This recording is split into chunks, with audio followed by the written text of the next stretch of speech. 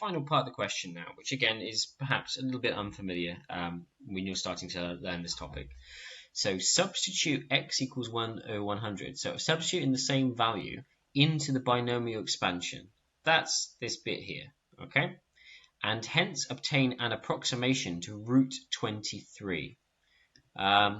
So root 23, the interesting thing is, I've just learned that when you use x over 100, it calculates an answer to root 23 over 5.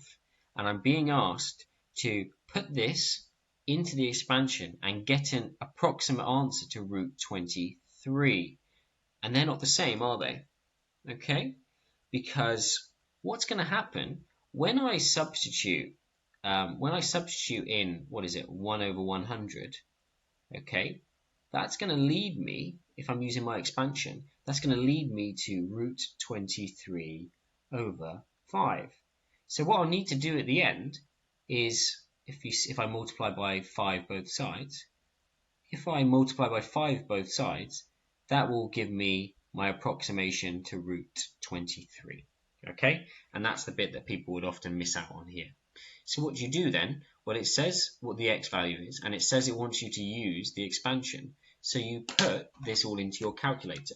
So 1 minus 4 lots of 0.01, minus 8 lots of 0.01 being squared, and finally minus 32 lots of 0.01 close brackets being cubed.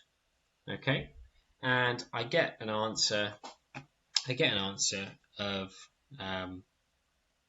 for this part here. Okay, I get an answer of 0.9. I'm not going to round this, but I'm going to round it as I'm, well, okay, I'll just write the whole thing. 959168.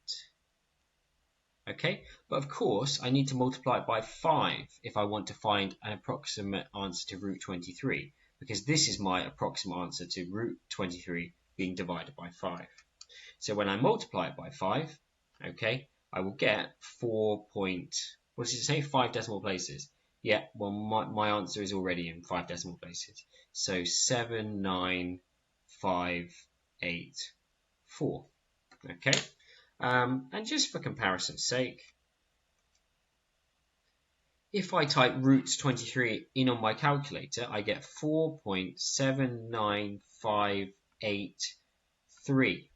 So actually, this approximation is good to 4 decimal places. By doing the first 4 terms, you can find an approximate answer to the first 4 decimal places, which is really quite impressive.